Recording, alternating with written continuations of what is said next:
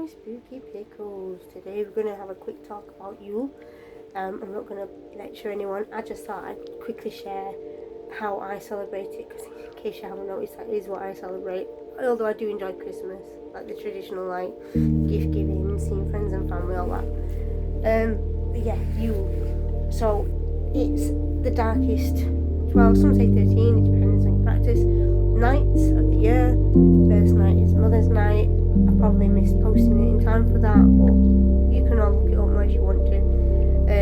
Where you invite the mother energy in to help guide you through the darkest night of the year, basically. The darkest 12 nights of the year, but the first one probably feels like the darkest because that's why you're entering in.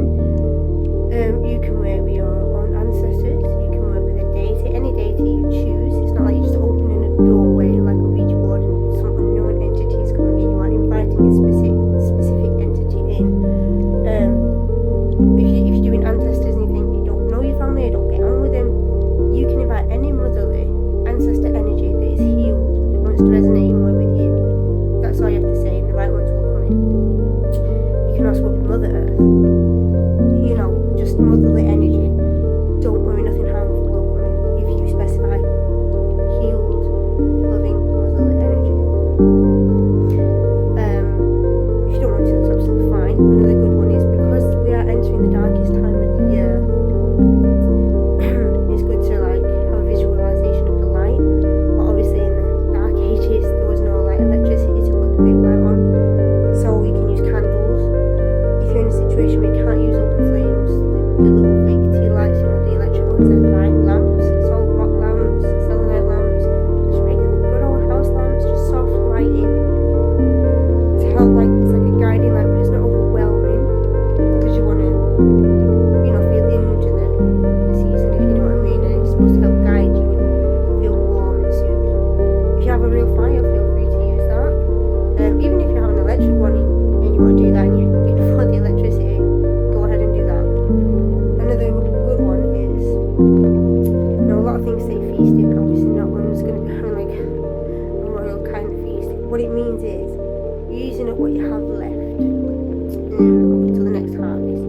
You can get creative with it. You can use up the last little bits in your fridge, your cupboard, your freezer that you don't quite know what to do with, and just make some fun, weird little creations up.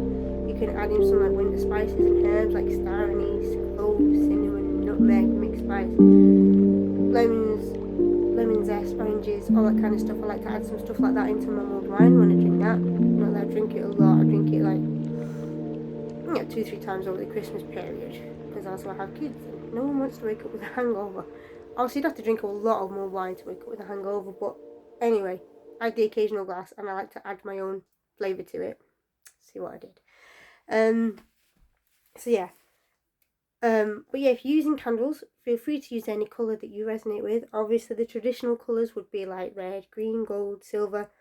Of course, because it's me, I do use those colours, but I also use a yellow one that is actually for a specific deity that I'm not going to get into now, but it does represent and is related to sun energy, solar energy, because that's what that god is also related to. So I use that because I do feel it is appropriate. Again, do what feels right for you. That's your practice, just like mine is my practice. I'm just sharing a few bits about it that I don't mind sharing. But it really does, because it is yellow and it's lemon scented. It feels warm and sunny, and it just helps invite the light back in, and so that the light is coming back, life is coming back. But right now we're in a period of stillness and quiet and inner reflection and knowing. Sorry, I got my words muddled up. Can you tell I'm probably ADHD? Do I want to ask my doctor to do tests though? Probably not. Anyway, another thing, it's not really practice, but a lot of people can get overwhelmed at this time of year and can feel down and don't feel like they want to celebrate, and then feel bad because they feel like they should. It's joyous, it's a holiday, it's fun. Yes, it is, but it is dark, and seasonal affective disorder is also real. Also, the pressure is insane right now.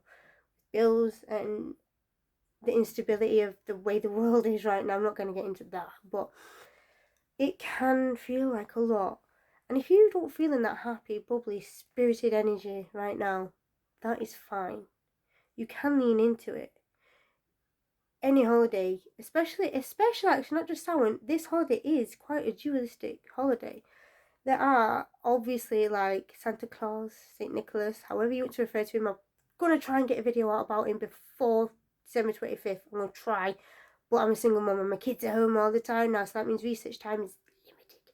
Anyway, you also have Frau Perkta, Krampus, who else? The Yule lads, Grayla. They are all sort of the yin to the yang, as it were. I'm sorry for mixing that up, but everything has a dark and a light element to it, especially this time of year. Everyone seems to think Halloween's the most spooky or spirited. It's not. It's one of them. This is a liminal time, though, where spirits will walk among us, and the energy is going to be different, and it is dark. It is the darkest period of the year. And if you're feeling down or not really feeling like in the celebratory mood, or, you're not feeling it, as it were, that's fine. Don't beat yourself up about it. Lean into it. And I don't mean like sit there in bed and feel sorry for yourself. Go inwards. It is a time of reflection. The dark times of the year is a time to quiet your mind, quiet your soul, quiet practice. Not to mean not do any practice. You don't have to if you don't want. But if you do, you don't have to do big, crazy rituals and ceremonies and bonfires. Like, you can if you want. I'm all for that. I'm all for dancing around a bonfire. Not naked, because I'm not that crazy. But, dancing around a bonfire under a full moon. I love a bit of that. Genuinely. I get surprised. But if you're feeling just a bit down or run down or not like you want to socialise, be still. Be quiet. That is what this time is for. Inner reflection. Inner discovery, planting the seeds of what you want for next year, what is working, what isn't working, why might you be feeling this way. If you feel so called to journal. If you just want to take your time and be still and meditate, do that. Do what is right for you. Don't feel bad for not wanting to celebrate. This is the darkness. This is where we are right now. Just don't run away from it. Don't be scared of it. You can lean into it safely and do some inner work. That is what the dark period of the years are for. Inner working. And the summer and the light months are for, the fruition of all the hard work, that the inner work you've done in the darker months. That's when you really put everything into practice, and then, midway through the summery months, everything starts to show and be abundant, with the new life and energy and doing all the big sun rituals and dancing and making flower crowns and all that, and even if you don't want to do that at that time of year, that's also fine. Energy feels different to different people, and this time of year the energy actually does sometimes feel heavier. That is normal. There is dualistic energies going on, like I said with the Krampus. He's the twin to Santa Claus. There is duality in everything. Don't be scared of it. Don't let yourself get lost in it. But no, it's okay to be still and to be quiet sometimes. Quickly before we leave off, talking about food again, if you do it with a deity or an ancestor or just nature spirits, feel free to leave an offering. Don't drink it yourself once you've left it there for a day or two. Dispose of it safely. Or if you want to go for a walk in nature, or leave an offering for nature, like bird feed, like actual proper bird feed, or like special, like the kind of nuts you can buy for squirrels. That's a really good one. You're working with nature, you're getting back into nature, you're working with the time of year it is. If there are any animals about that don't hibernate, I'm sure they'd be very grateful for any offerings you have. Times are ticking now, so I'm going to leave it there. If there's anything you want to know, want to learn more about, happily let me know. Enjoy this season. Don't put yourself under pressure. I love you all, my spooky pickles. Have a great rest of your day.